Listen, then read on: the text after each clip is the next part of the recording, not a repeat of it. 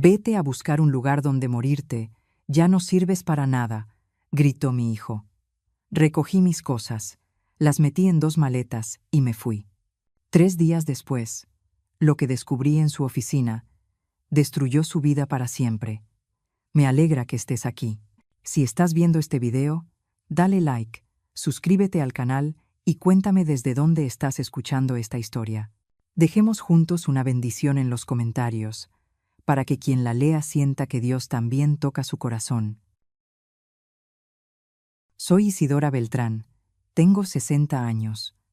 Estaba allí, en la parroquia cerca de la plaza de Coyoacán, el aroma del incienso mezclado con lirios blancos, el pecho tan pesado que apenas podía respirar.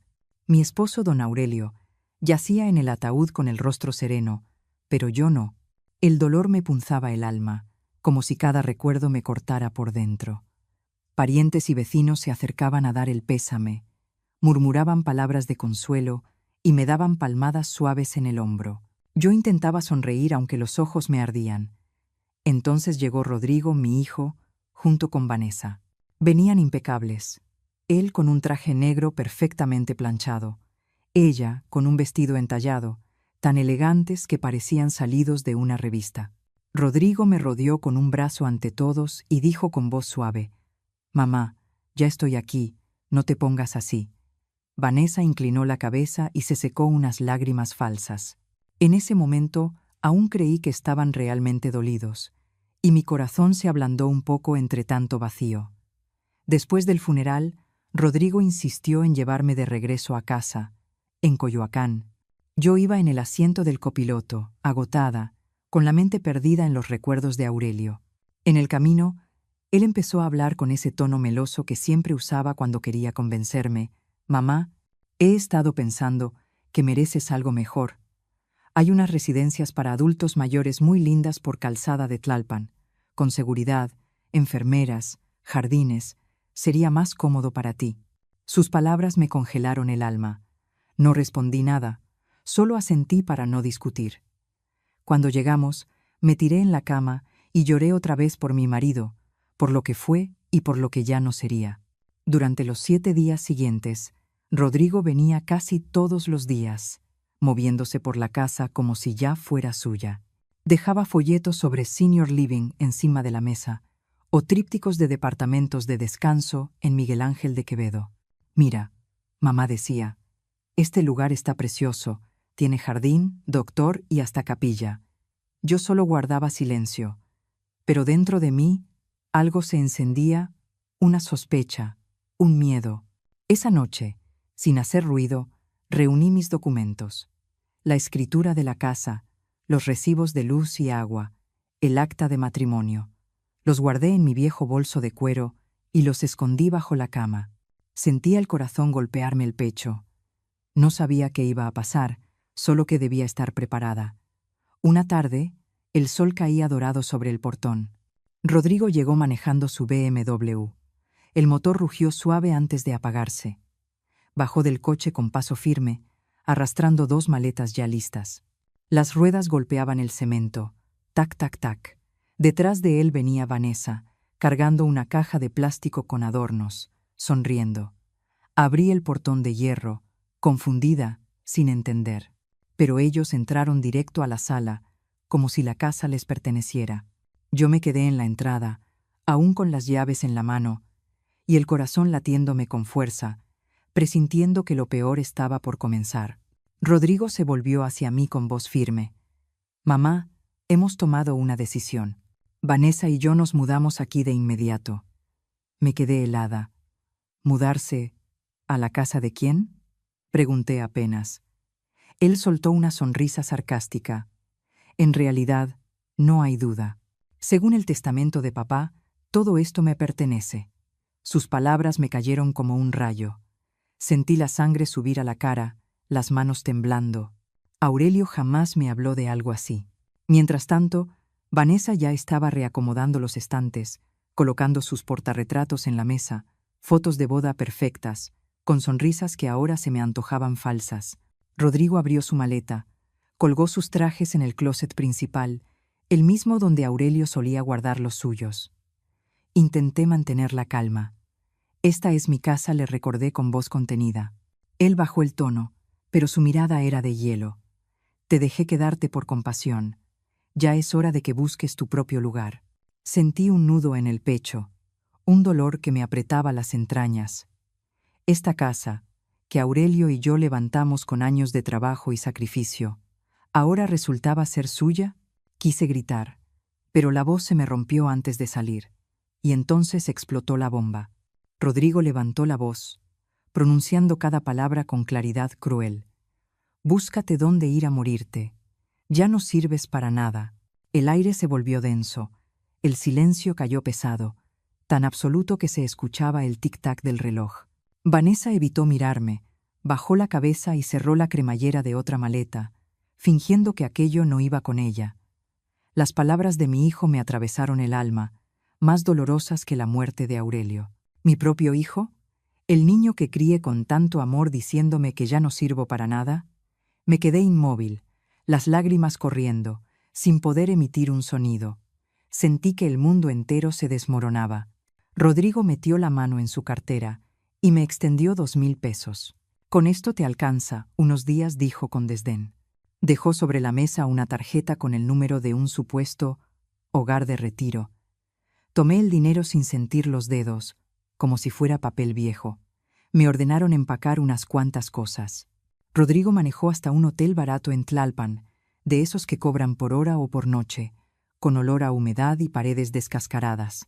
Vanessa llevó mis 2 bolsas hasta el coche sin mirarme siquiera, como si estuviera tirando basura. Me dejaron allí y el auto se alejó.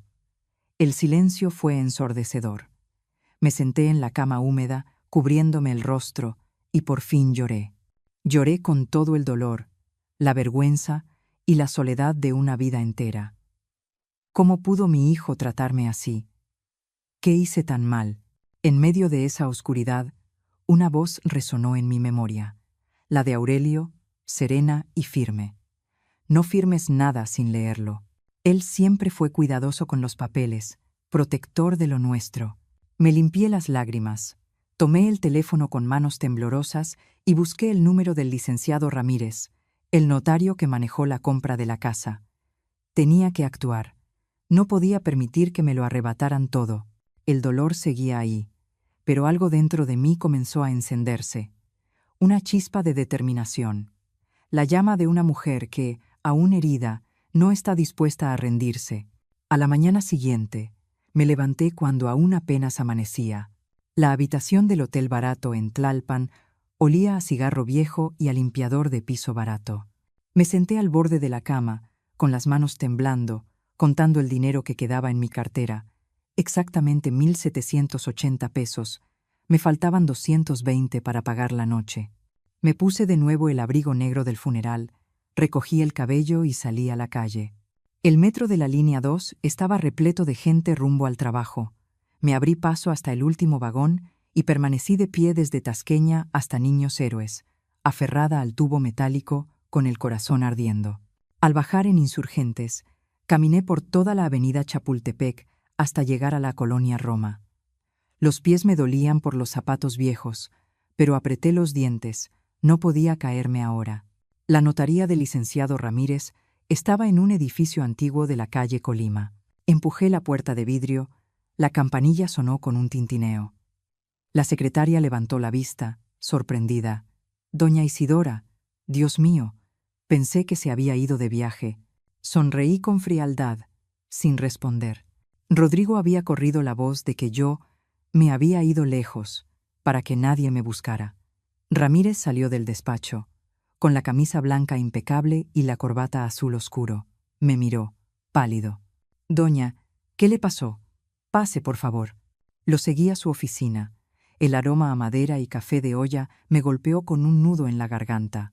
Me senté frente a él, entrelacé las manos sobre las rodillas y pregunté sin titubear: «Licenciado, ¿qué dice el testamento de mi esposo?» Rodrigo asegura que todo le pertenece a él. Frunció el ceño, abrió el archivero y sacó una carpeta gruesa de pasta azul. ¿No lo ha leído? Ya se realizó la lectura del testamento. Me quedé helada. ¿La lectura, sin mí? Ramírez suspiró, se subió los lentes a la frente y pasó las hojas hasta encontrar la firma de Aurelio. Su voz fue lenta, clara, grabándose en mi pecho como una sentencia. Yo, Aurelio Beltrán Guzmán, lego a mi esposa, Isidora Beltrán de Beltrán, la casa ubicada en la calle de los Héroes, Coyoacán, junto con el 70% de todos mis bienes financieros, incluyendo cuentas de ahorro, acciones y fondos de inversión. Se detuvo un segundo, me miró fijamente a los ojos y continuó leyendo. A mi hijo, Rodrigo Beltrán, le lego 150 millones de pesos en un fideicomiso irrevocable, con la condición previa de que, después de mi fallecimiento, deberá respetar, cuidar y proteger a su madre hasta el fin de sus días. Si Rodrigo incumple, ya sea por actos de violencia, despojo de bienes o abandono, la totalidad de los 150 millones de pesos se devolverá de inmediato a mi esposa, Isidora Beltrán, conforme a la cláusula de condición resolutoria que ha sido debidamente protocolizada. Sentí un zumbido en los oídos, las lágrimas brotaron, pero no dejaban escapar sonido. Resultó que Aurelio lo había previsto todo, me había protegido con su propia firma, con su último amor. Apreté con fuerza el respaldo de la silla, mis uñas se clavaron en la piel hasta hacer sangrar sin que me diera cuenta. Ramírez apoyó la pluma sobre la mesa, con voz severa, como dando órdenes. Ahora haremos 3 pasos, sin demorar ni un segundo. Paso 1. Enviaré un aviso urgente al banco BBVA y a la fiduciaria Actinver, solicitando el congelamiento de cualquier operación relacionada con el fideicomiso hasta contar con la confirmación de la señora. Paso 2. Esta mañana iremos a la Fiscalía de la Ciudad de México para abrir carpeta de investigación por los delitos de fraude, despojo, falsificación de documentos y abuso a persona vulnerable por razón de edad. Paso 3. Levantaré acta notarial de recuperación de la posesión de inmediato, acompañada de una solicitud de apoyo policial para que usted regrese a su casa en un plazo de 48 horas. Terminó de hablar, sin esperar mi asentimiento, tomó el teléfono fijo, activó el altavoz y marcó.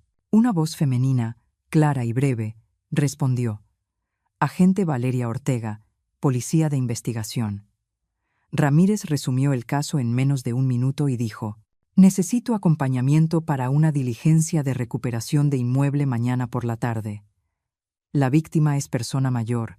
Hay riesgo de violencia. Ortega contestó de inmediato: Recibido. Mañana 14 horas.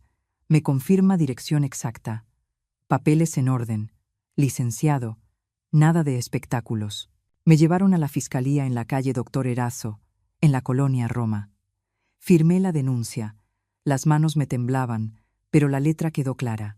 La agente Ortega me miró. Su tono se suavizó. Doña Isidora, usted es muy fuerte. No tenga miedo. Iremos con usted a la casa.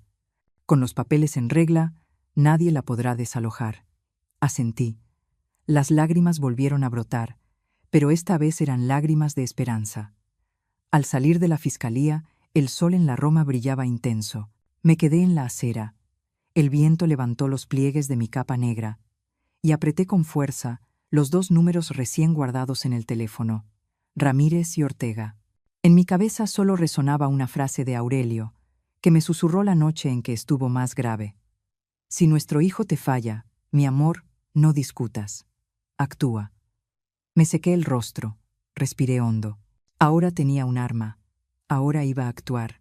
Esa tarde iba sentada en el asiento trasero del taxi sitio que había pedido el licenciado Ramírez, con la mano aferrada al bolso donde llevaba todos mis documentos, como si sujetara el último hilo de vida que me quedaba. A mi lado estaban la agente investigadora Valeria Ortega y un compañero vestido de civil. Nadie decía gran cosa, solo se escuchaba en la radio un viejo bolero. Mi corazón latía tan fuerte que podía oír los golpes dentro de mis oídos. No tenía miedo, solo sentía un nudo en la garganta.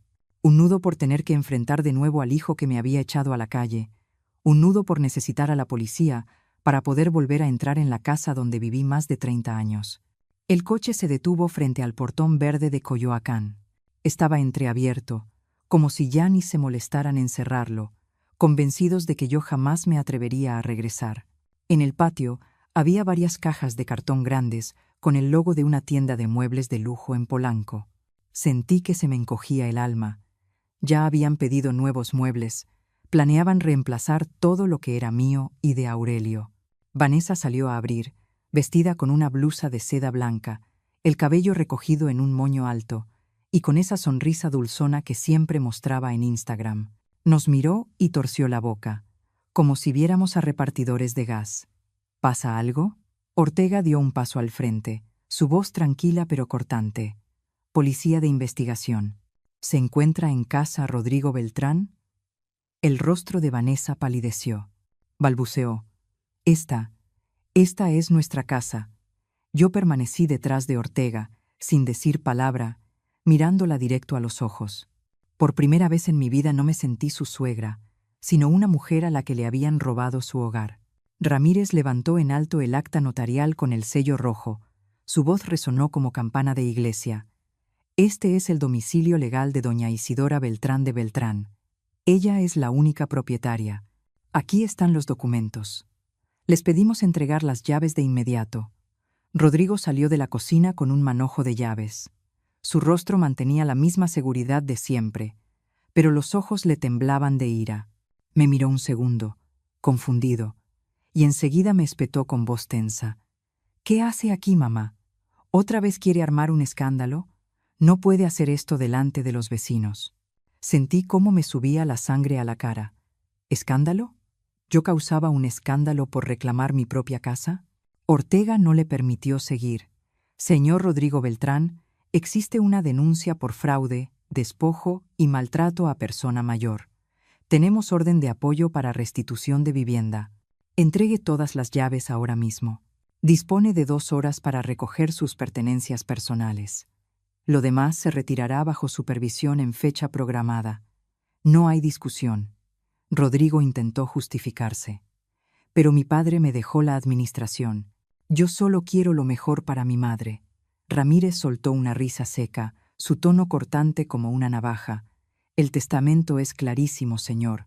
La voluntad de don Aurelio es ley. Usted violó las condiciones del fideicomiso. Ahora le toca pagar las consecuencias. Guardó silencio unos segundos, con el rostro encendido y los labios apretados. Luego extendió la mano, intentando elegir una llave. Ortega negó con la cabeza. Él no tuvo más remedio que abrir la palma. Todo el manojo de llaves quedó allí, brillando bajo el sol de la tarde. Apretaba con fuerza la última, la llave de la puerta principal, de bronce viejo, la que Aurelio y yo escogimos juntos cuando nos mudamos a esta casa. La sujetaba como si en ella quedara su última pizca de poder. Di un paso al frente, sin decir palabra, solo extendí mi mano, la palma hacia arriba. Silencio. Solo el canto de los gorriones en el patio y el golpe de mi corazón retumbando en el pecho. Él me miró. Yo lo miré, sin parpadear. Al final, la soltó. La llave cayó en mi mano con un tintineo seco, metálico, que resonó como el último clavo en el ataúd de nuestra relación de madre e hijo. La apreté con fuerza. Estaba helada, pero mi pecho ardía. Había recuperado mi casa. Vanessa se acercó, con voz apenas audible. De todos modos, seguimos siendo familia, mamá. La miré, serena, con una calma que hasta a mí me sorprendió. Precisamente porque somos familia, esperaba que me trataran como a una persona. Bajó la cabeza, sin poder responder. Ortega y su equipo comenzaron a levantar el acta. Ramírez tomó fotografías de cada rincón, de cada caja, de cada cuadro nuevo que ellos aún no habían colgado. Me quedé en medio de la sala, observando mis cosas revueltas, el sillón favorito de Aurelio arrinconado, el jarrón de Talavera que compré en Dolores Hidalgo metido bajo la mesa. Las lágrimas me subieron, pero las tragué. No iba a llorar. No delante de ellos. 2 horas después, se marcharon. Vanessa arrastrando la maleta, Rodrigo cargando 2 cajas, con la mirada al suelo. No se atrevieron a mirarme por última vez. El portón de hierro se cerró tras ellos. El clic del cerrojo sonó nítido. Me quedé allí, sola, en medio de la casa, oyendo mi propia respiración. Entré a la cocina, abrí el gas y puse agua a hervir. Tomé la última ramita de canela del frasco de vidrio, la partí en dos y la dejé caer en la olla.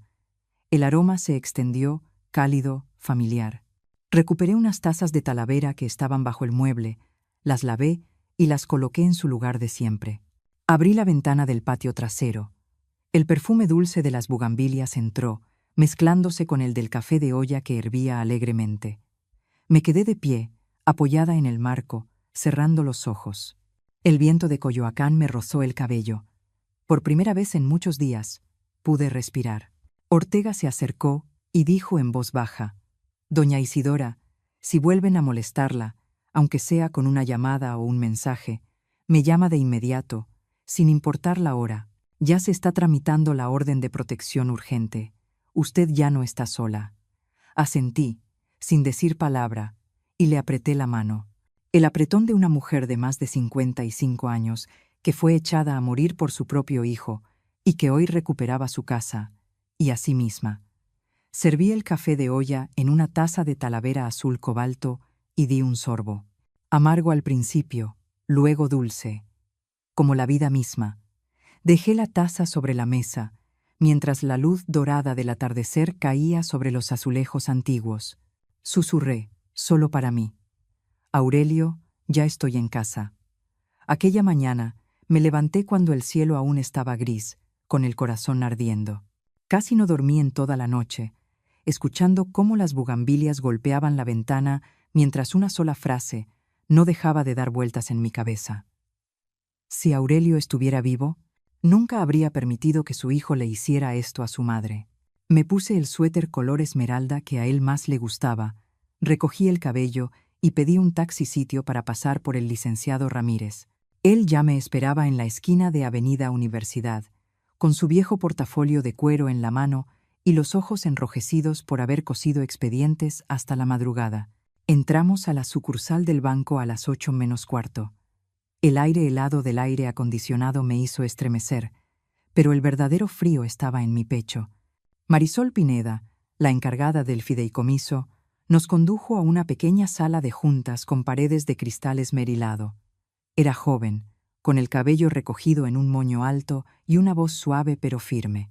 Me senté, aferrando el bolso como si dentro guardara toda mi vida. Ramírez colocó el fajo de documentos sobre la mesa. El sonido del papel fue seco, implacable. Copias certificadas, extractos del testamento, actas de readjudicación, denuncias, todo ordenado con marcas de lápiz rojo. Pineda se puso los lentes. Fue pasando las hojas una por una mientras sus dedos se movían con rapidez sobre el teclado. En la pantalla apareció una frase en letras grandes: «Condición resolutoria activada». Alzó la vista hacia mí, con una sombra de compasión en los ojos. «Doña Isidora, la condición ha sido completamente activada. Hay evidencia de maltrato y despojo contra la beneficiaria principal. Eso significa que los 150 millones de pesos que su esposo dejó a su hijo regresan a usted, de inmediato». Escuché cada palabra, pero tardé unos segundos en asimilarlas. El corazón me latía tan fuerte que creí que iba a romperme el pecho. No era por el dinero, nunca me importó el dinero, sino porque, al fin, la justicia de Aurelio hablaba por mí. Él había previsto este día. Había dejado escrita una frase que me protegía desde el más allá. Incliné la cabeza y las lágrimas comenzaron a caer, silenciosas, sobre mis manos arrugadas. Pineda continuó: «Desde este momento, todas las operaciones del fideicomiso a nombre de Rodrigo Beltrán quedan bloqueadas. No puede transferir, retirar ni delegar poderes. El sistema ha activado una alerta roja. Si intenta mover un solo peso, sonará la alarma en la sala de supervisión». Asentí sin poder pronunciar palabra. Ramírez me apoyó una mano en el hombro, con la delicadeza de quien teme que una persona se quiebre.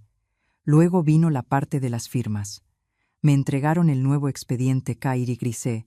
Firmé Isidora Beltrán de Beltrán más de 20 veces, con trazos temblorosos pero firmes. Registré mi propio número de teléfono. Recibí un pequeño token plateado y, con mis propias manos, Anulé todos los poderes que Rodrigo había agregado a escondidas años atrás, convencido de que yo nunca lo descubriría. Cuando terminé de firmar la última línea, Pineda sonrió por primera vez. Felicidades, doña Isidora. A partir de hoy, usted es la beneficiaria única. Esa frase fue como un corte dulce que rompió la última cuerda que me ataba al miedo.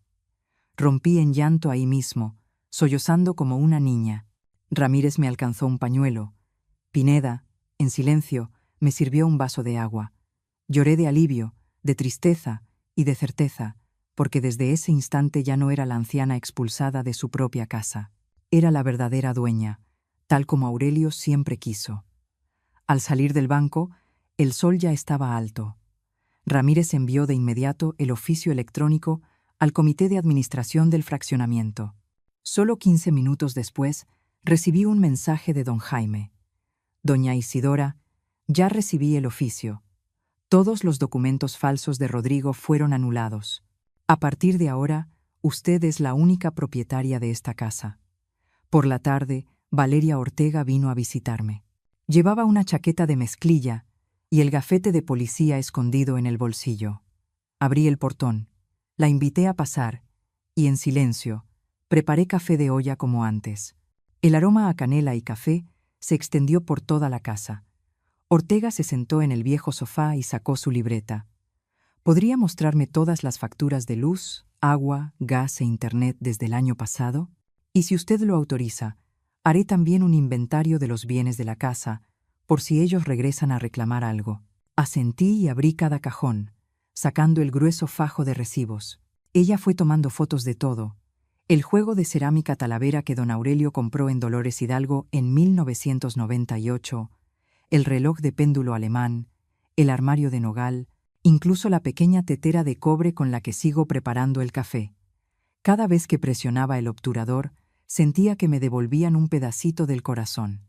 Don Jaime también llegó con su libreta de actas. Bajó la mirada, avergonzado. Doña Isidora, aquel papel que Rodrigo me dio era falso. Decía que usted le había cedido la casa. Yo fui un tonto, le creí. Ahora firmo esta fe de erratas, le pido disculpas.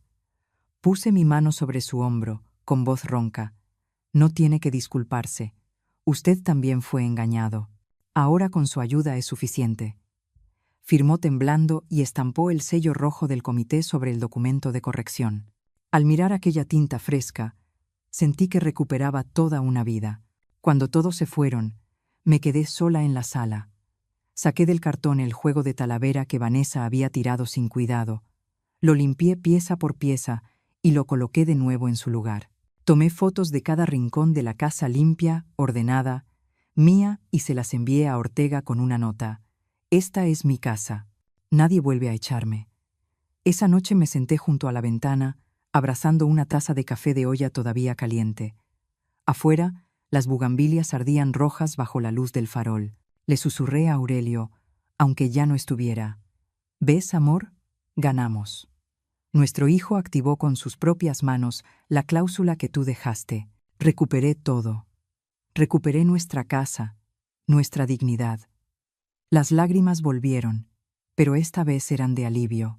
Sabía que aún quedaban batallas por librar, pero esa noche, por primera vez después de tanta humillación, dormí sin escuchar el clic del candado por fuera. Dormí en mi casa, en mi cama, envuelta en el aroma del café de olla y las bugambilias. Y comprendí que, desde ahora, nadie volverá a decirme, búscate dónde ir a morirte. Jamás. Me senté sola en la recámara principal, la puerta entreabierta, y la luz del atardecer de Coyoacán se filtraba por las cortinas delgadas, cayendo sobre el mueble de nogal de Aurelio. Fui abriendo uno a uno los cajones, acariciando las chamarras y los sacos que él solía usar. El aroma tenue de su perfume aún flotaba en el aire. En el último cajón, mis dedos toparon con un sobregrueso, sellado con cera roja, con su letra inclinada y familiar. Para Isidora, si me faltara.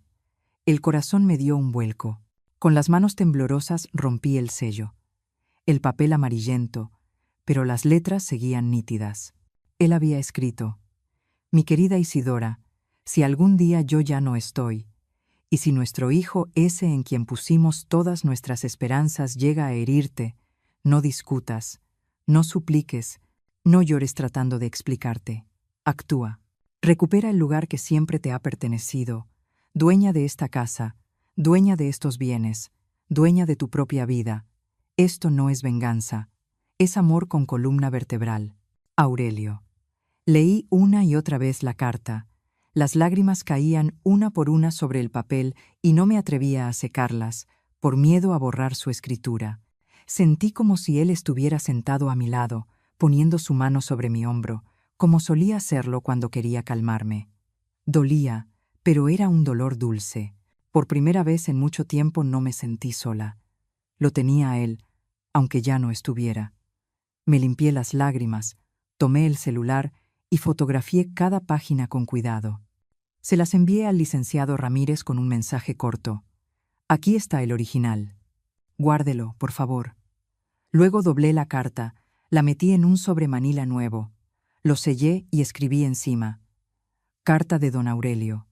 No abrir sin mi presencia. Abrí la pequeña caja fuerte bajo el piso, coloqué dentro la carta junto con las escrituras y el testamento, y la cerré. Clac. El sonido de la cerradura resonó como una promesa. Haría exactamente lo que él me pidió. Al mediodía sonó el timbre. Era Camila, mi nieta de 12 años, abrazando una caja enorme de cartón, los ojos brillando de emoción. Abuela, traje mi maqueta de Tenochtitlan. Es para mañana. ¿Me ayudas a recortar y pegar? Sonreí, por primera vez en días, una sonrisa verdadera. Extendí periódicos viejos sobre el suelo de la sala, tomé una cartulina azul para hacer el lago Texcoco, recorté las islas, pegué los templos y los canales.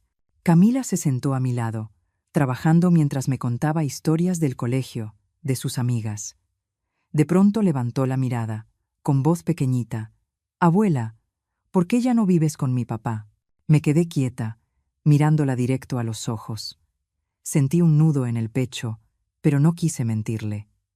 Porque en esta familia tenemos una regla, mi vida. Una casa se sostiene con respeto. Cuando alguien deja de respetar, pierde el derecho a quedarse. Camila guardó silencio un momento, luego asintió muy seria y escribió con lápiz en la esquina de su cuaderno. Casa igual a respeto más principios. Estuve a punto de llorar otra vez, pero esta vez fue de orgullo. Mi nieta lo entendió, aunque solo tenga 12 años. Estaba pegando la última bandera cuando sonó el teléfono. En la pantalla aparecía Rodrigo. Respiré hondo y contesté. «Mamá, ¿podemos dejar de hacer tanto drama? Quédate tranquila en la casa. Déjame manejar el dinero. Yo me encargo de todo. Tú solo. Descansa». ¿Sí? Su voz era dulce como la miel, pero yo escuché claramente la falsedad. Respondí con una calma extraña. «Hijo, lo que hiciste activó la cláusula del fideicomiso que tu padre estableció. Tú mismo te has excluido del fondo. Ya no hay camino de regreso». Guardó silencio unos segundos, luego gruñó. «Te vas a arrepentir». Colgué sin que me temblara la mano. Instantes después, apareció un mensaje de Vanessa. «Doña Isidora, somos familia, ¿verdad? Podemos hablar como personas civilizadas. No deje que los abogados compliquen todo». Tomé una captura de pantalla, la envié a Ramírez y desactivé las notificaciones. No respondí una sola palabra. Al caer la tarde, me llamó el agente Ortega. Doña Isidora, su vecina doña Carmen nos entregó una memoria USB. La cámara del portón registró que anoche, a las 2:14 de la madrugada, Rodrigo estuvo frente a su casa unos 20 minutos, sin entrar ni llamar, solo observando. Hemos levantado el acta y activado medidas de protección inmediatas en la zona. Desde hoy, habrá patrullas fijas alrededor de la manzana. Le enviaré el número de la unidad por separado. Le agradecí, colgué y me senté en la mesa del comedor. Tomé un pedazo de cartón viejo y escribí con marcador grueso. Hechos. Empecé a anotar con precisión. 14:37. Llamada de Rodrigo proponiendo manejar el dinero. 14:41. Mensaje de Vanessa. Guardo captura. 17:22. Aviso del agente Ortega sobre el video del portón. Rodrigo visto en la madrugada. 17:30. Se activan medidas de seguridad en la colonia. Pejé hojas pequeñas. La foto del mensaje, la captura de la llamada perdida, la carta de Aurelio, una imagen de Camila sonriendo junto a la maqueta. Cada pieza en orden, separada con post-its de colores distintos. Miré a mi alrededor. La casa esa de la que casi me expulsan ahora era mía, totalmente, de forma legal y protegida. Abrí el refrigerador, saqué canela y preparé café de olla. El aroma se esparció. Coloqué de nuevo la vajilla de Talavera en su estante, acariciando cada taza. Susurré para mí misma, y también para Aurelio. Estoy actuando, amor. Estoy sosteniendo la columna vertebral que tú me enseñaste. En el patio, las bugambilias florecían encendidas contra el muro. Camila y Diego, mi nieto menor, entraron corriendo, riendo, abrazando mis piernas. Los estreché, sintiendo el verdadero calor de familia. Esa noche, por primera vez en mucho tiempo, dormí profundamente, sin pesadillas. Sabía que aún quedaban batallas por venir, pero ya no tenía miedo, porque llevaba la carta de Aurelio en el corazón, a mis 2 nietos en casa, y a mí misma, una mujer de más de 60 años que por fin había aprendido a amar con columna vertebral. A primera hora de la mañana, el agente Ortega me llamó con voz grave. «Doña Isidora, Rodrigo ha presentado una solicitud en el juzgado familiar para una evaluación de incapacidad. La cita está programada en el Instituto de Neuropsicología Clínica este jueves». Sentí que el corazón se me encogía, como si una mano invisible lo apretara, otra vez. Mi propio hijo, aquel a quien acuné desde que nació, ¿ahora quiere demostrar que su madre está loca, que ha perdido la razón? El dolor me invadió. No era miedo. Era una traición más profunda que cualquier herida. Ya había perdido a mi esposo, y ahora perdía la confianza en mi propia sangre. Pero no lloré. Solo apreté con fuerza el teléfono y me repetí que debía mantenerme firme. Llegué puntual al instituto, con el alma cargada de preocupación. El doctor me condujo a una sala blanca y me pidió realizar una serie de pruebas. Recordé inmediatamente la secuencia de números que me dictó. Los repetí minutos después, sin fallar ninguno. Me concentré en las figuras, resolví los ejercicios lógicos. Dibujé un reloj con las manecillas exactas que me indicó. La mano me temblaba un poco, pero la mente estaba clara. Me preguntó por los recibos de luz y agua. Le respondí con detalle cada monto. Sobre la escritura de la casa, le precisé la fecha de compra y el precio. Del testamento de Aurelio, recité las cláusulas principales. Dentro de mí había un torbellino. Imaginaba a Rodrigo sonriendo en algún lugar, convencido de que me derrotaría, pero me mantuve serena, consciente de que esa era mi arma para enfrentarle. El resultado salió de inmediato. El doctor me lo entregó. La señora Isidora Beltrán presenta funciones ejecutivas y memoria acordes a su edad. No hay indicios de deterioro cognitivo. Solté un suspiro profundo, con lágrimas contenidas entre alivio y rabia. El informe fue enviado directamente al tribunal y a la fiscalía. Abracé ese papel como si fuera un tesoro, la prueba de que no era la inútil que él decía. El licenciado Ramírez recibió la noticia y presentó de inmediato el escrito de respuesta. Adjuntó el dictamen médico y destacó: no existe fundamento alguno para solicitar una declaración de incapacidad. Además, pidió al tribunal mantener las medidas de protección, dado el riesgo que Rodrigo aún representaba. Lo llamé con voz temblorosa. «Gracias, licenciado. Temo que ellos no se detendrán». Él me tranquilizó. «Tenemos las pruebas, doña». En la audiencia preliminar, en la sala 3, el ambiente era tenso. Las bancas de madera se sentían más duras que nunca. Del lado de Rodrigo, su abogado se levantó. «Mi cliente solo busca proteger a su madre. Es una persona mayor y vulnerable». Esas palabras me atravesaron como una daga. ¿Proteger? Si fue él quien me echó a la calle. Ramírez, sereno, presentó el acta circunstanciada del día en que regresé a mi casa acompañada por la policía. Luego mostró el escaneo de la carta de Aurelio y enfatizó: «Este es un recordatorio moral del padre sobre cómo actuar frente a la traición». El punto clave seguía siendo el fideicomiso con la condición resolutoria, ya activada por el abuso. Me pidieron declarar. Me levanté y miré directamente al juez. Ellos me dieron 2,000 pesos y me echaron de mi casa. No fue un malentendido, fue maltrato. Mi voz no tembló, aunque por dentro me desgarraba. El silencio llenó la sala. Vi a Vanessa bajar la cabeza, a Rodrigo evitar mi mirada. El juez asintió y dictó resolución: mantener las medidas de protección, registrar indicios de fraude y despojo y remitir el expediente a la Fiscalía de Patrimonios para unificar la investigación. Me senté, con las manos apretadas, sintiendo que un destello de justicia se abría paso entre tanto dolor. Al salir al pasillo, Ortega me llevó aparte. Estamos rastreando un taller de impresión vinculado a la empresa de Rodrigo. Vanessa llevó archivos para imprimir documentos falsos el día 15 del mes pasado, a las 14:30. Ya tenemos las cámaras de seguridad. Se distingue claramente su rostro. Asentí en silencio, con el pecho helado. ¿Habían planeado todo eso desde antes, falsificando papeles para robarme la casa? El dolor se multiplicó.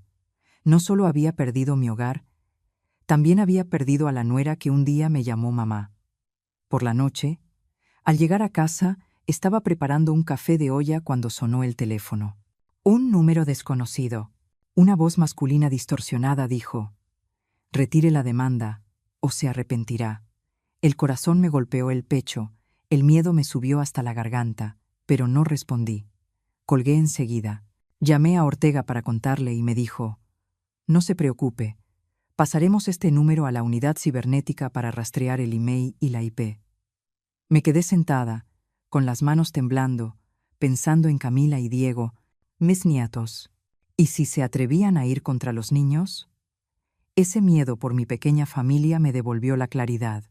Pineda me escribió desde la fiduciaria: «El comité se reúne el fin de semana. Necesitamos el dictamen neuropsicológico para completar el expediente de reversión. Ya tenemos el suyo». Sonreí débilmente. Al menos el dinero pronto volvería a mis manos, como había dispuesto Aurelio. Abrí el armario y saqué la carpeta para organizar todo. Primera sección: escritura de la casa con post-it amarillo. Luego, testamento, post-it azul. Fideicomiso, post-it rojo. Actas, post-it morado. Denuncias, post-it naranja. Dictamen médico, post-it rosa. Bitácora, post-it gris. Finalmente, la carta de Aurelio, copia, post-it blanco. Cada cosa en su lugar, fácil de consultar. Al terminar, sentí que recuperaba el control, aunque el alma me dolía por la traición de Rodrigo. Él quería declararme incapaz, pero yo demostraría lo contrario. Al día siguiente, Ortega me actualizó. Las cámaras de CCTV muestran que Vanessa recibió los documentos impresos y firmó a las 14:45. La imprenta pertenece a una filial de Rodrigo en Guadalajara. Sentí un nudo en el estómago. Vanessa, que antes se sentaba en mi mesa y sonreía con dulzura, ¿ahora imprimía papeles falsos para echarme? Pregunté: ¿ya la detuvieron? Ella respondió: «Estamos integrando eso al expediente de despojo». Asentí, pero esa noche, al acostarme, las lágrimas corrieron. ¿Cómo llegamos a esto como familia?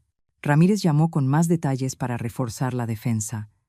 Entregué el video del portón que me dio doña Carmen, donde se ve a Rodrigo merodeando de noche. Me dijo: «Usted es muy fuerte, doña». Le respondí: «Tengo que serlo, por mis nietos». Pensar en Camila preguntando por mí me dio un poco de paz. La segunda llamada anónima llegó tarde esa noche. «Vieja, retire la demanda o sus nietos pagarán las consecuencias». Esta vez apuntaban a los niños. Sentí que el corazón se detenía, el miedo me invadió, pero grabé la llamada y se la envié a Ortega de inmediato. Ella dijo: «Patrulla incrementará rondas en su manzana». Abracé la almohada y lloré en silencio, el dolor de ser amenazada por mi propio hijo extendiéndose hacia la siguiente generación. Pineda me llamó directamente. «Su dictamen es perfecto. El comité aprobará la reversión de los 150 millones. Buenas noticias, pero mi corazón seguía pesado. La audiencia preliminar apenas era el comienzo. Agregué en la bitácora: día, hora, segunda llamada de amenaza. Luego pegué la copia del dictamen en la pared, para recordarme que estoy lúcida. Ortega pasó por casa con una constancia de la imprenta. Vanessa confesó haber recibido el archivo desde el USB que Rodrigo le envió. Pregunté: ¿ya siente miedo? Ella contestó: está cooperando para reducir su condena. Mis sentimientos eran confusos. Me daba pena por la mujer que fue, pero ahora solo quedaba el enojo. La idea de la audiencia me atormentaba. Oír a Rodrigo decir: quiero proteger a mi madre, me revolvía el estómago. Mentira pura. Me prometí no perdonarlo tan fácil. Con el fin de semana acercándose, preparé el USB con los archivos PDF para Pineda. Cada noche revisaba las ventanas, escuchaba la patrulla pasar y poco a poco sentí un poco de paz, aunque el dolor persistía. Ramírez me envió un borrador de nueva solicitud. Petición de orden de restricción contra Rodrigo para proteger a los nietos. Firmé enseguida. Proteger a Camila y Diego era prioridad. Una tarde, Camila me llamó por video desde la escuela. Abuela, te extraño. Sonreí entre lágrimas. Aquí estoy, mi vida, más fuerte que nunca. Ella no sabía de la tormenta, pero yo la protegería. Esa noche, abrí la carta de Aurelio y la leí de nuevo. Actúa. La determinación me recorrió el cuerpo. El dolor se transformó en fuerza. Ortega me avisó.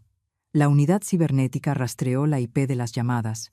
Vienen de un cibercafé cerca de la empresa de Rodrigo. Las pruebas se acumulaban. Su castigo se acercaba. Organicé los documentos una última vez, con mano firme. Ya estaba lista para el comité, para la justicia. El dolor de ser traicionada por un hijo seguía allí, pero no me derrumbaría. Aquella mañana yo estaba sentada junto a la mesa de la cocina, con una taza de café de olla aún caliente entre las manos, y el alma todavía cargada por lo ocurrido en los días anteriores. Sonó el teléfono.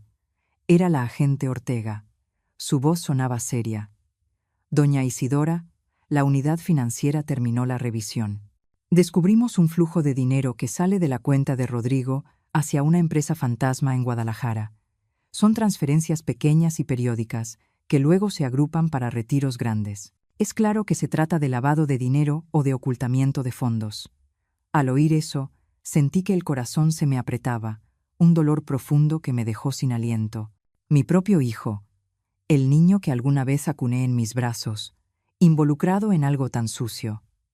Una vergüenza ardiente me recorrió el cuerpo, como si todos mis años de esfuerzo y crianza se hubieran perdido.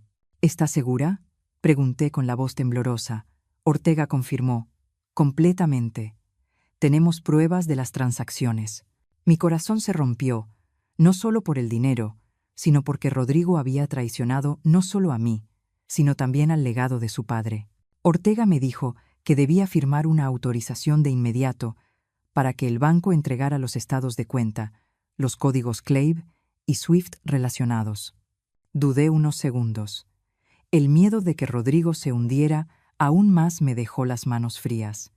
Pero al pensar en Camila y Diego, mis nietos, que no podían quedarse sin nada, asentí. El licenciado Ramírez llegó enseguida con los documentos. Me explicó: firme aquí, doña, para que podamos rastrear todo el dinero. Tomé la pluma, firmé con la mano temblorosa, y Ramírez selló el oficio antes de enviarlo al banco. En ese momento sentí que estaba luchando sola contra mi propia sangre. La soledad me envolvió, las lágrimas casi cayeron, pero las contuve. Al mediodía, me llamó Marisol Pineda de la fiduciaria, con tono profesional. El comité del fideicomiso sesionará el viernes. Lleve el dictamen neuropsicológico, el acta circunstanciada de reingreso, la denuncia y la copia del testamento. Tomé nota rápidamente, mientras la ansiedad me subía por dentro. Si el comité no revertía la decisión, los 150 millones se perderían para siempre en manos de Rodrigo. Pregunté: ¿está segura de que se activará la condición resolutoria? Pineda respondió: los indicios de abuso son claros, pero necesitamos el expediente completo. Al colgar, me quedé sentada, con la mente dando vueltas. ¿Por qué todo tenía que ser tan complicado? Solo quería vivir en paz en mi casa, y ahora estaba corriendo contra el tiempo. Me puse a preparar los documentos de inmediato. Abrí el armario, saqué todos los papeles y los extendí sobre la mesa, separándolos por colores. Pestaña amarilla para el testamento, azul para el fideicomiso, roja para el acta, morada para el dictamen, naranja para la denuncia, y recién añadí una gris para los estados de cuenta que me entregó Ortega. Ordené hoja por hoja, revisé cada una y tomé fotos con el celular, guardando todo en un archivo PDF dentro de una memoria USB. Las manos me dolían, pero mi determinación era más fuerte. Ese era mi arsenal. Recordé cuando Rodrigo me decía que ya estaba vieja. Ahora le demostraría que seguía lúcida. La rabia me hizo arder los ojos. Por la tarde escuché golpes en la puerta. Era doña Carmen, mi vecina. Me entregó una USB. Isidora, mi cámara del portón grabó algo. Rodrigo vino anoche. Se quedó mucho rato mirando hacia su casa. Con el corazón acelerado, conecté la memoria y vi el video. La imagen era borrosa, pero se veía claramente a Rodrigo merodeando, con el rostro tenso. Un escalofrío me recorrió. Miedo y furia se mezclaron dentro de mí. «Gracias, vecina», le dije, con la voz entrecortada. Ortega vino enseguida, levantó la cadena de custodia y firmó el acta. «Esto constituye una amenaza indirecta. Lo usaremos como prueba», me dijo. Sentí un leve alivio, pero el miedo seguía ahí, como una sombra pegada a mi espalda. Más tarde llegó don Jaime, el administrador del fraccionamiento, con un documento en la mano. Rodrigo presentó una solicitud para cambiar la titularidad de la propiedad, pero yo emití una fe de errata siguiendo las instrucciones de la abogada. Selló la constancia con el sello del comité y añadió, apenado: «Discúlpeme, doña, no sabía lo que intentaba». Asentí, sintiendo un poco de calor humano en medio de tanto dolor. Pero la herida que me dejó mi propio hijo seguía latiendo dentro de mí, profunda y punzante. Sigo con mi bitácora personal, mi cuaderno de acontecimientos. Sentada en el escritorio, anoto la hora en que Ortega llamó esta mañana, el mensaje de Pineda, la visita de Carmen y Jaime.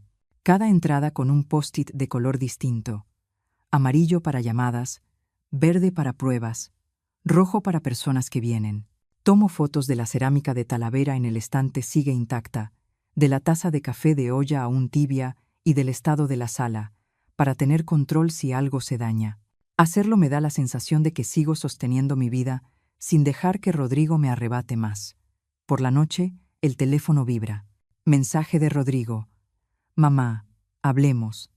Todavía hay manera de arreglar esto. No dejes que todo empeore». Sus palabras falsas son cuchillos sobre heridas viejas. Las leo con las manos temblando, la rabia ardiendo después de tantas mentiras. ¿Ahora quiere fingir que le importa? El licenciado Ramírez me escribe enseguida: «No responda, tome captura y guarde como evidencia». Le hago caso, apago el teléfono y me quedo sola en la oscuridad. Las lágrimas me caen, duelen porque mi propio hijo ahora parece un enemigo, pero me repito que debo ser fuerte por mis nietos. Al final del día, Ortega llama para confirmar las medidas de protección. Patrullamos el perímetro de la manzana, aquí tiene el número de la unidad asignada. No firme ningún documento, ni abra la puerta sin verificar identidad. Me lo repite con voz firme. Le agradezco. Siento algo de alivio. Aunque el miedo sigue rondando, ¿se detendrá Rodrigo? Me acuesto, abrazo la almohada y pienso en Aurelio. Su recuerdo me sacude. Él solía decir: «Actúa», y eso estoy haciendo. El corazón me duele, pero la determinación arde. Estoy lista para el comité del viernes. A la mañana siguiente me levanto temprano, reviso de nuevo la bitácora, añado una nota sobre la patrulla nocturna. Pasaron 2 veces. Estoy más serena, pero cada ruido en la puerta me hace saltar. Ortega envía una imagen desde la unidad financiera. Un diagrama del flujo de dinero, pequeñas transferencias desde la cuenta de Rodrigo hacia Guadalajara y luego retiros grandes. Se me encoge el pecho el dinero de Aurelio, fruto de su esfuerzo, ahora despilfarrado por su propio hijo. Llamo a Ramírez. Licenciado, ¿puede añadir esto al expediente? Él asiente, dice que lo incorporará al oficio. Al mediodía, Pineda recuerda la reunión del viernes y pide el USB con los archivos. Reviso las carpetas. Agrego los estados más recientes del banco. Llegaron tras la autorización. Cada transacción es una puñalada, prueba de que Rodrigo planeó todo desde hace tiempo. La traición me ahoga, pero me limpio el rostro y continúo. Por la tarde, doña Carmen vuelve a pasar. ¿Está bien? He visto que la patrulla ronda seguido. Le cuento brevemente. Ella me abraza. Sea fuerte. Aquí estamos sus amigas. Sus palabras me calientan el alma, alivian la soledad. Don Jaime envía una circular interna. Actualizan el protocolo de seguridad. Solo personas conocidas podrán ingresar. La leo con gratitud. Ya de noche, otro mensaje de Rodrigo. Mamá, no seas terca, solo quiero lo mejor. Tomo captura, guardo, no respondo. Ramírez elogia. Bien, las evidencias se acumulan. Ortega actualiza. Aumentamos las rondas. Instalaron nuevas cámaras en la colonia. Duermo. Sueño con el Rodrigo niño. El corazón duele, pero al despertar me siento más firme. El jueves preparo lo último. Imprimo copias adicionales. Verifico el USB. Los nervios me acompañan, pero también la certeza. Sé que, aunque duela, tengo que enfrentar todo. Lunes por la mañana. Me desperté temprano, con el corazón oprimido y las manos temblando mientras sostenía mi taza de café de olla. El teléfono sonó. Era el agente Ortega. La Fiscalía de Patrimonios había emitido la acusación formal contra Rodrigo Beltrán y Vanessa Rivas. Los cargos estaban claramente enumerados: fraude, falsificación de documentos, despojo, amenazas. Escuchar cada palabra me apretó el pecho. Una mezcla de dolor y alivio me recorrió el cuerpo. Mi propio hijo, convertido ahora en acusado, por sus propios actos que nos llevaron hasta este punto. Me pregunté, ¿cómo pudo elegir ese camino, traicionar así a su propia madre? La tarde anterior había recibido la cédula de citación al juicio, papel blanco y tinta negra que me dejó el alma enredada. El licenciado Ramírez llegó a casa enseguida, se sentó en el comedor y revisó el expediente una vez más. Pasó hoja por hoja. El acta circunstanciada del día en que regresé a mi hogar, el dictamen neuropsicológico que probaba mi lucidez, el video de la cámara del portón donde se veía a Rodrigo merodeando, los estados de cuenta con movimientos sospechosos, las cartas del banco y la fe de erratas firmada por don Jaime.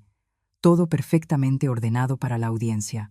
Doña Isidora me dijo con serenidad: «Tenemos suficientes pruebas. Mantenga la calma». Asentí, aunque las lágrimas me corrían por las mejillas. ¿Cómo mantener la calma sabiendo que enfrentaría a mi propio hijo frente al tribunal? Al día siguiente llegué al juzgado, mis pasos pesados resonando en el pasillo de la sala 5. El aire era denso, olía a papeles viejos y a ansiedad. Del otro lado estaba Rodrigo, pálido, con su abogado susurrándole al oído. Evitó mirarme. La audiencia comenzó. Su defensa habló primero. Solo quise proteger a mi madre. Aquella frase me atravesó como una cuchilla. ¿Protegerme? ¿Echándome a la calle y falsificando mi testamento? El licenciado Ramírez se levantó y presentó el expediente. El acta policial del día que fui restituida en mi casa, el dictamen médico confirmando mi plena conciencia, el video donde se veía claramente a Rodrigo cargando mis maletas, y la constancia de don Jaime corrigiendo el documento falso. El juez hojeó las pruebas, asintiendo en silencio. Llegó mi turno. Mi voz temblaba, pero me mantuve firme. Me dieron 2,000 pesos y me echaron de mi casa. Eso no es un malentendido, es abuso. Las palabras brotaron desde el fondo de mi alma, cargadas de dolor. Recordé la noche en aquel motel barato, sola, con el alma hecha pedazos. ¿Cómo pudo ser tan cruel mi hijo? Lo miré, buscando en su rostro un atisbo de arrepentimiento, pero bajó la cabeza, mudo, encerrado en su vergüenza o su orgullo. De pronto, Vanessa pidió hablar. Su voz quebrada llenó la sala. Sí, imprimí los documentos falsos. Me equivoqué. Pensé que era por el bien de la familia, pero ahora veo que fue un error grave. Confesó con detalle. Rodrigo le había entregado el archivo, le pidió imprimirlo para proteger el patrimonio, y ella obedeció sin imaginar las consecuencias. La Fiscalía registró su declaración como colaboración efectiva y consideró aplicar un criterio de oportunidad si cooperaba plenamente. Me quedé helada. Aquella mujer en la que alguna vez confié, ahora admitía su complicidad. Sentí que mi familia se desmoronaba por completo. El juez dictó su resolución. Medidas de protección a mi favor continuaban vigentes. El caso de Rodrigo pasaba a investigación complementaria por nuevas pruebas. Vanessa quedaba en libertad condicional con obligación de presentación periódica semanal ante la Fiscalía. La audiencia terminó, respiré aliviada, aunque el dolor seguía latiendo. En el pasillo, Rodrigo se me acercó de golpe, con la voz baja y el odio en los ojos. «Te vas a arrepentir, vieja. Esto no termina aquí». Su mirada ardía, llena de rencor. El corazón me dio un vuelco entre el miedo y la rabia. Ortega se interpuso de inmediato, firme. «Cuidado con lo que dice, señor Beltrán. Está frente a testigos y cámaras. Cualquier amenaza adicional agravará su situación». Rodrigo retrocedió, el rostro lívido, pero la mirada aún venenosa. Al llegar a casa, mi corazón aún no se calmaba cuando el teléfono vibró. Un mensaje anónimo. «Retira la denuncia o te arrepentirás. La próxima foto no será de tu casa». Venía acompañado de una imagen de mi portón, tomada de noche, donde se veía claramente la bugambilia del patio. Sentí las manos heladas, el miedo recorriéndome el cuerpo. ¿Quién la envió? ¿Rodrigo o alguno de sus secuaces? Llamé de inmediato a Ortega, la voz entrecortada. «Me están amenazando, agente. Tengo miedo». Ella me tranquilizó. «Envíeme el mensaje ahora». Lo pasamos a la unidad cibernética para rastrear el email y la IP. Le mandé la captura y me quedé encogida en el sillón, llorando en silencio. Dolía saber que mi propio hijo no solo me había quitado la casa, sino que ahora quería asustarme. El alma se me rompía, invadida por la soledad. En ese momento, llamó Marisol Pineda desde el banco. «Doña Isidora, el comité fiduciario sigue con la reunión programada para el viernes. El proceso penal no afecta los trámites civiles ni financieros. La condición resolutoria está activada desde el día del despojo. La reversión de los 150 millones procederá con normalidad». Sus palabras fueron como un rayo de esperanza, pero el miedo no me abandonaba. Rodrigo estaba desesperado. ¿Podía hacer cualquier cosa? Pregunté. «¿Y si intenta mover el dinero antes?» Pineda respondió. «Todo está congelado. Hay alertas en cada movimiento». Colgué sintiéndome un poco más firme, aunque la herida de la traición seguía abierta. Al caer la tarde, Ortega pasó por mi casa con un informe preliminar de la unidad cibernética. El número usaba un chip desechable, pero la IP conducía a la zona de Polanco, cerca de la oficina de Rodrigo. Me advirtió: «No salga sola por las noches. Llamada de emergencia directa conmigo». Asentí, aunque el presentimiento me oprimía el pecho. Esa noche revisé ventanas y cerraduras, sin poder dormir. Recordé la confesión de Vanessa y me dolió por Camila y Diego. ¿Qué pensarían de sus padres? Las amenazas de Rodrigo resonaban en mi mente. Su voz en el pasillo aún me helaba la sangre. ¿Cómo pudo transformarse tanto? De ser un hijo bueno, ahora era mi enemigo. A la mañana siguiente, Ramírez llamó con noticias. La Fiscalía pedía más pruebas del taller de impresión donde Vanessa había confesado. Dijo: «Vanessa está colaborando», declaró que Rodrigo la obligó, prometiéndole repartir los bienes después. Sentí una rabia insoportable. ¿Forzar a su esposa a falsificar para despojar a su madre? Las lágrimas brotaron sin control. Ortega me escribió. Habían instalado nuevas cámaras en la manzana y patrullas adicionales. Pero las amenazas continuaron. Llegó otro mensaje. «Los nietos también pueden desaparecer si no paras». Era una foto de Camila frente a la escuela. El corazón se me detuvo. Grité llamando a Ortega: «Van por mis nietos». Ella llegó de inmediato, Me abrazó y dijo: «Es un bluff, pero lo tomamos en serio. Protección para la escuela ya». Me cubrí el rostro, temblando. El dolor fue insoportable. Mi propio hijo usando a sus hijos para intimidar a su madre. Sentí el alma hecha pedazos, pero también una fuerza nueva. Pineda volvió a escribir: «El comité tiene todo listo. Necesitamos su firma en el formulario de beneficiaria». Firmé con la mano temblorosa. Ramírez organizó una llamada de emergencia. Aceleramos el proceso. Incluiré las capturas en el expediente para agravar los cargos por amenazas. Asentí, agotada. Vanessa llamó después, desesperada. «Doña, yo no quería. Rodrigo me dijo que me divorciaría si no lo ayudaba. Por favor, perdóneme». Guardé silencio unos segundos. Luego respondí: «¿Perdón? ¿Después de imprimir los papeles falsos para echarme?». Colgué con el corazón destrozado por una familia que ya no existía. Ortega actualizó. La IP provenía de una cafetería cercana a la casa de Rodrigo. Las cámaras lo captaron allí a la hora exacta del envío. Nueva prueba. Respiré hondo, pero el miedo seguía acechando. Esa noche escribí en mi bitácora: hora del mensaje, contenido, emociones, dolor, sí, pero sin rendirme. Rodrigo había escalado, pero la ley ganaría. Murmuré: «Aurelio, nuestro hijo se perdió». Lloré, pero las lágrimas se secaron, reemplazadas por ira. Se acercaba la audiencia complementaria. Ramírez preparaba el alegato final, enfatizando las amenazas contra los nietos. Practiqué mi declaración. No solo me quitaron la casa, ahora amenazan a mis nietos. La voz firme, el alma quebrada. Vanessa envió una carta manuscrita a través de Ortega, pidiendo verme para contarlo todo. Rechacé. Ya no podía exponerme. Luego sonó una llamada anónima, voz distorsionada: «Vieja terca, verás». Ortega la grabó y la envió a cibernética. Pineda confirmó finalmente: «La condición activada es firme, irreversible». Una luz entre tanta oscuridad. Me levanté, preparé café y miré la bugambilia del jardín. Dolía la traición, sí, pero dentro de mí solo quedaba una certeza: pelearía hasta el final. Aquel viernes por la mañana me levanté temprano, con una ligereza que no sentía desde hacía meses.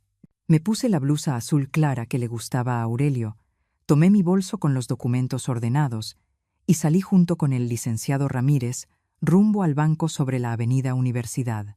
El corazón me latía con fuerza cuando entramos a la pequeña sala de juntas, de muros de cristal esmerilado, donde nos esperaba Marisol Pineda, la gerente del fideicomiso.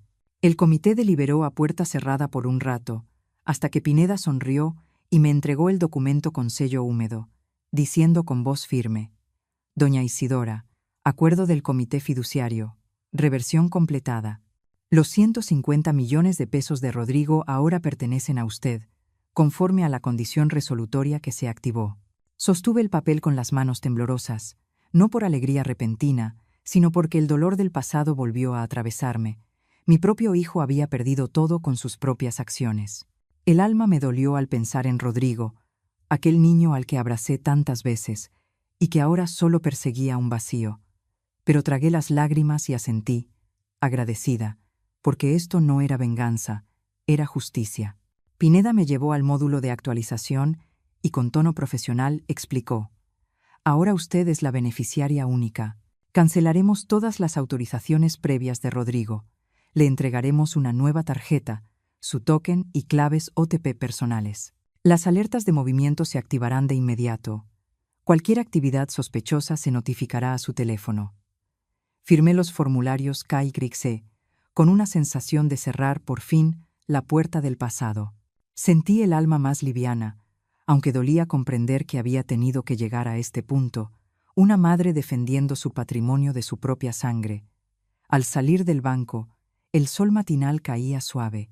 Respiré hondo, y me repetí que debía mantenerme fuerte por Camila y Diego.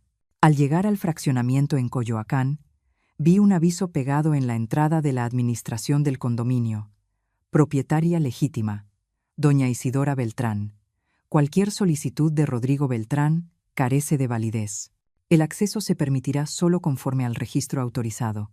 Don Jaime, el administrador, me entregó una copia, hablando con tono apenado. Doña, le pedimos disculpas por el malentendido anterior. Ahora todo está aclarado. Le sonreí con esfuerzo, sintiendo un calor humano que hacía tiempo no recibía, aunque el corazón seguía desgarrado al recordar cómo Vanessa había engañado a todos con documentos falsos. Habían intentado arrebatarme mi casa. Ahora todas las puertas se cerraban ante ellos. Esa tarde, la agente Ortega llegó a mi casa con un plan de seguridad impreso con detalle.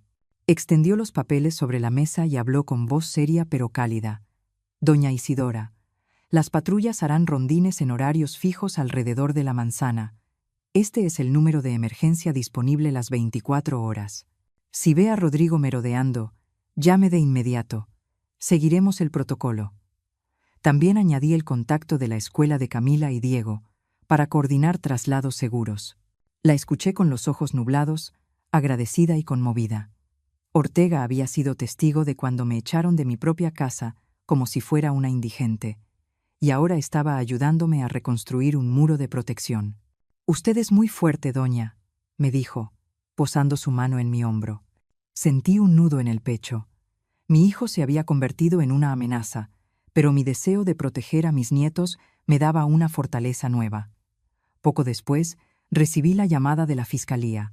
La voz del funcionario sonó precisa. El expediente de Vanessa, junto con el taller de impresión y las cámaras de seguridad, ya fue incorporado a la carpeta. La línea de investigación sobre la empresa fachada en Guadalajara se integró al caso de Rodrigo. Las pruebas están sólidamente vinculadas. Asentí en silencio, con el teléfono en la mano y el alma encogida. Vanessa, la nuera que alguna vez me llamó mamá, había confesado falsificación de documentos. El dolor subió como una marea, y me pregunté en qué momento nuestra familia se quebró así. Aún así, saber que la justicia avanzaba me devolvía una chispa de esperanza. El licenciado Ramírez no me hizo esperar. Esa misma tarde, presentó una anotación preventiva en el registro público de la propiedad. Me hizo una videollamada. «Doña, aquí está el acuse electrónico. Nadie podrá transferir la casa de Coyoacán. Puede estar tranquila». Firmé el poder especial limitado a través de la aplicación, mientras su voz me advertía: «A partir de ahora, cualquier comunicación con Rodrigo o Vanessa será por mi conducto. Usted ya no tiene que enfrentarlos directamente». Sentí un alivio profundo, como si soltara un peso enorme, aunque las lágrimas me corrieron al recordar los días tranquilos de antes. Él era mi único apoyo ahora, evitando que sufriera más daño de mi propia sangre. Al caer la tarde, Camila y Diego irrumpieron en la casa, con las mochilas cargadas de libros. Camila me abrazó fuerte. «Abuela, hoy la patrulla de la escuela nos trajo a casa». Diego reía, y el guardia don Jaime me hizo firmar en el registro. Los escuché hablar emocionados mientras preparaba café de olla y cortaba el pan dulce que me había llevado doña Carmen. El aroma llenó la sala, trayendo algo de consuelo entre tanto dolor. Ortega ya había organizado bien la ruta entre la escuela y la casa, y don Jaime supervisaba que todo quedara anotado con rigor. Viendo a mis nietos tan felices, me dolió pensar en Rodrigo. ¿Dónde estaría su padre? ¿Cómo podía permitir que sus hijos vivieran bajo protección? Los abracé con ternura y susurré: «Esta casa siempre estará segura mientras yo viva». Ya entrada la noche, llegó un correo de Pineda. Actualización de sistemas internos completada. Se adjuntan constancias en PDF. Fideicomiso de reversión. Beneficiaria única. Alertas. Calle Crihuaxé. Abrí el archivo. Todo estaba en orden. El expediente completo. Sentí una mezcla de emociones. Victoria legal, pero derrota familiar. Cerré la carpeta marcada Hechos. Todo quedaba sellado. Los bienes revertidos, la anotación vigente, el plan de seguridad en marcha. No había más conflictos, solo el inicio de la reconstrucción. Me quedé sola en la sala, bajo la luz cálida de la lámpara, escuchando el murmullo de las bugambilias afuera. El dolor por la traición de mi hijo seguía punzando, una herida que no cicatrizaba, y lloré en silencio por el amor de madre que fue pisoteado. Rodrigo, antes mi orgullo, ahora era mi enemigo. Vanessa, a quien había tratado como hija, cooperaba con la fiscalía para reducir su condena. Ese dolor me encogía el alma, pero al ver a Camila dormida y a Diego dibujando el mapa de Tenochtitlán en la mesa, sequé mis lágrimas. Ellos eran mi razón, mi impulso, protegerlos de la oscuridad que sus padres dejaron atrás. Me repetí a mí misma: la dignidad no se negocia, esta casa se sostiene con respeto. Poco a poco, encontré calma. La herida seguía ahí, sí, pero la justicia había cerrado el capítulo más oscuro. Mañana sería un nuevo día, con mis nietos a mi lado, sin miedo. La mañana del martes entré al Tribunal Superior de Justicia de la Ciudad de México, a la sala pública de oralidad, con el corazón pesado pero sin el temblor que me había acompañado antes. El licenciado Ramírez caminaba a mi lado, con el portafolio lleno de documentos, mientras la investigadora Ortega seguía detrás, asintiendo con gesto tranquilizador. Yo llevaba un conjunto negro sencillo, el cabello recogido con esmero, intentando mantener la calma aunque el corazón me latía con fuerza. La secretaria del juzgado leyó en voz alta la lista de casos. Rodrigo Beltrán y Vanessa Rivas, acusados de fraude, falsificación de documentos, despojo y amenazas. Cada palabra me dolía mi propio hijo, a quien acuné en mis brazos, ahora sentado en el banquillo de los acusados. El fiscal se levantó, voz firme, y presentó las pruebas. Pasó una a una las carpetas. El acta del día en que recuperé mi casa, el peritaje neuropsicológico que confirmaba mi total lucidez, el video de la cámara del portón donde se veía a Rodrigo merodeando de noche, el oficio de la administración del fraccionamiento, los estados de cuenta con transferencias sospechosas y la cadena de custodia de una memoria USB. Cada elemento expuesto encendía en mí una chispa de justicia, pero el dolor de la traición seguía desgarrando. Rodrigo bajó la cabeza y murmuró: «Solo quería proteger los bienes». Suena falso, pensé, y la rabia me subió hasta el pecho. Cuando llegó mi turno, me puse de pie. Hablé corto, pero con firmeza. Él me dio 2,000 pesos y me echó de mi casa. Eso no es proteger, eso es violencia. Luego me senté. Las lágrimas corrieron, pero las limpié de inmediato. No quería que me viera débil. El juez asintió y dictó sentencia. Rodrigo fue declarado responsable de todos los cargos. La condena: 8 años y 6 meses de prisión, multa considerable, reparación total del daño material y moral, y la prohibición de administrar bienes por 5 años después de cumplir su pena. El juez subrayó los agravantes: maltrato a persona mayor y amenazas reiteradas. Escuché cada palabra con una mezcla de alivio y tristeza. ¿Cómo había llegado mi hijo a caer tan bajo? Rodrigo no levantó la mirada. Sus hombros temblaban. Sentí una punzada de compasión, pero la apagué enseguida. Él eligió ese camino. Después vino Vanessa. El tribunal reconoció que había cooperado, confesando haber impreso los documentos falsos, pero igualmente fue hallada culpable como cómplice. La sentencia: 3 años y 4 meses de prisión, con multa. Se le descontó el tiempo ya detenido. No hubo suspensión condicional por la gravedad y repetición del daño. Vanessa lloró, voz quebrada. Solo seguí las órdenes de mi esposo. Pido clemencia. El juez negó con la cabeza. Ella pidió permiso para que su madre le enviara sus pertenencias. La secretaria lo asentó con tono mecánico. La miré. Con sentimientos encontrados. Alguna vez fue mi nuera, ahora era una reclusa. Ya no sentía lástima, solo cansancio ante tanta falsedad. El juez firmó la orden de ejecución de sentencia y dispuso el traslado al penal correspondiente. Ortega me llevó aparte y explicó las reglas de contacto. No podrían comunicarse conmigo sin autorización judicial. «Tranquila, señora, todo está bajo control», dijo. Asentí, con una serenidad que no recordaba haber tenido en meses. Rodrigo fue escoltado fuera de la sala. Me lanzó una última mirada, los ojos enrojecidos, pero sin palabras. Vanessa lo siguió, sollozando. Cuando la puerta se cerró, respiré hondo. Sentí como un peso enorme, acumulado por meses, comenzaba por fin a levantarse de mis hombros. Justo después de la sentencia, El licenciado Ramírez no me dejó descansar. Fuimos directamente al juzgado familiar en la zona de niños héroes. Presentó la solicitud de guarda y custodia a mi favor para Camila y Diego, anexando la sentencia penal recién dictada, el documento de protección firmado por Ortega, la constancia de que la casa en Coyoacán cumplía con las condiciones necesarias, las actas de nacimiento de los niños y una carta de colaboración de la escuela. «Este es un paso crucial, doña Isidora», me dijo con tono apremiante. Firmé, con la mano temblorosa por la preocupación que sentía por mis nietos. Ellos eran inocentes y no merecían cargar con las consecuencias de sus padres. A los pocos días, una trabajadora del DIF Coyoacán llegó a la casa. Era joven, de unos 30 años, con una carpeta llena de formularios. Revisó todo con minuciosidad. Si las habitaciones de Camila y Diego tenían suficiente luz natural, cómo era la ventilación, si el refrigerador contenía alimentos frescos, cómo organizaba las comidas, y cuál era la rutina diaria para ir y regresar de la escuela. Me preguntó: «¿Cómo cocina usted, señora? ¿Los niños tienen horarios fijos?». Le respondía todo con calma, sintiendo calor en el pecho al pensar en mis nietos.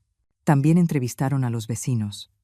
Don Jaime confirmó que la zona era segura y contaba con buena vigilancia.